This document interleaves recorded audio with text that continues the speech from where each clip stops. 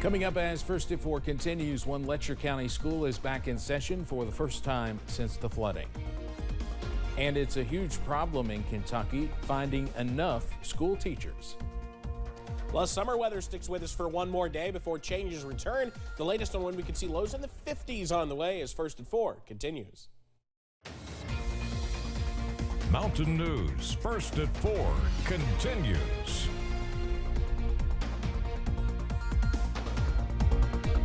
One school in Letcher County is back in session following heavy flood damage nearly 2 months ago.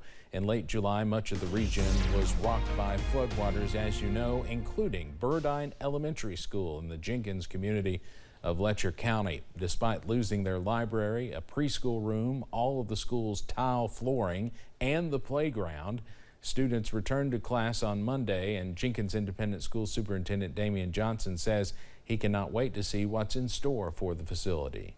We're going to build back better. We are. This is it's a terrible tragedy that happened, but we're going to take advantage of it to provide a better facility for our students. Johnson added that he and his family all attended Burdine Elementary, and the school means so much to him as well as other folks in the area. We'll have more with school officials tonight at 6. Many communities impacted by the flood are transitioning into the recovery phase, and with that comes several organizations willing to help in the process. One of those is the Breathitt County Long-Term Recovery Team. This group is led by a handful of Eastern Kentuckians who volunteer their time to muck out houses, clean up debris, and repair bridges in the area. It's too much for your local government, and the money your local government has is mostly earmarked already. So when you end up with roads and that aren't there anymore, that's not budgeted for anywhere. The Breathitt County Long-Term Recovery Team is focusing on areas in the county right now, certain areas, but they would also like to help across the region where they are needed. Now, you can learn how to get their assistance or how to volunteer by visiting our website at wymt.com. We'll have more on that as well later tonight. One organization that's already focusing on a regional flood relief effort is AARP, with representatives traveling to Eastern Kentucky today to hand out checks to several organizations.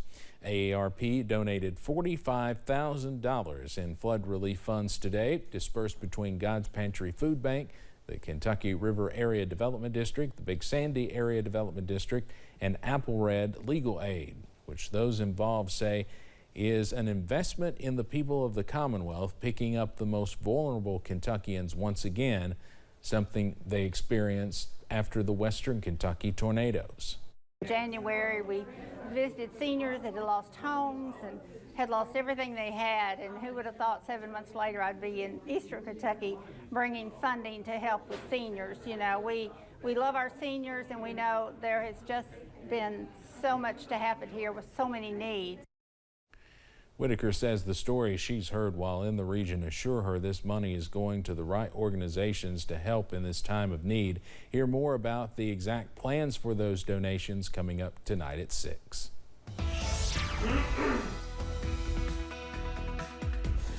Well, dry but warm as we run through the region at this hour. Still watching, for the most part, sunny skies, but it is rather warm and muggy out there. Here's a look at UVA-wise, or at least in the distance from UVA-wise. Upper 70s to near 80 out there at the moment, but you see very few clouds in place. It's a dry sky and a dry sweep on pinpoint Doppler. Nothing to worry about in terms of anything falling from the sky just yet. You got to go well off to the north before you run into anything across the Buckeye State. Temperatures middle and upper 80s. So we're nearly 10 degrees above where we should be this time of year. Dew points are in check at the moment, low to mid 60s, but those will continue to increase as we head into the day tomorrow. For tonight, low 60s, mostly clear with just a little bit of patchy fog out there. Coming up, I'll have the latest on when we could see an increase in showers and storms returning to the forecast. That's coming up in just a few minutes. Steve? Evan, thank you. A school shooter up for parole will have to wait a little longer to learn his fate. Michael Carneal gave his testimony to a two-person parole board this morning, and we want to warn you, some of the testimony is graphic. Carneal is serving a life sentence for shooting 8 people and killing 3 back in 1997 in Paducah. Questions for Carneal focused on his mental health and the voices that Carneal said led him to carry out the shooting. Not justified at all. There's no excuse for it at all. I was hearing things in my mind to do certain things, and I was doing them. I wasn't strong enough, or I wasn't thinking properly enough to evaluate what I was being told to do. The parole board members said that they could not come to a unanimous decision today, and now Carneal will go before the full board for another hearing. Today is a big day for some teachers in Kentucky. The 2023 Teachers of the Year were honored and recognized in a ceremony in Frankfort. It's the first time in 2 years that the ceremony has been held at the Frankfort Rotunda, as the 2 previous ones were virtual because of COVID. Amber Sargent of Woodford County was named the High School Teacher of the Year, while Mandy Perez was named the Overall Teacher of the Year. Perez teaches at Crittenden County High School in Western Kentucky. The award ceremony has taken place for 22 years in Kentucky. Meanwhile, Kentucky needs to think of innovative ways to get more teachers into the profession. That was what education leaders told lawmakers in an interim committee today. The Kentucky Association of School Superintendents director told Kentucky lawmakers more needs to be done to get teachers interested in the profession. In talking to superintendents at the start of the school year, Dr. Jim Flynn said about half still had certified vacancies. He says Tennessee is using an innovative Grow Your Own program. It uses a paid apprenticeship program. They've seen some really good results of that helping attract people to the profession. They have opportunities to learn and earn, if you will, as they're preparing to become a classroom teacher. Flynn says part of the reason for the shortage is that studies have shown teachers have lost ground in pay and benefits. The special master appointed to review documents seized from former President Trump's Florida home last month held his first conference with lawyers from both sides today at the federal courthouse in Brooklyn, New York. Already, the former president's legal team is pushing back on a request for more information. Meanwhile, the Department of Justice continues to fight against a federal judge's order halting its own review of the documents. CBS's Natalie Brand has more from Washington.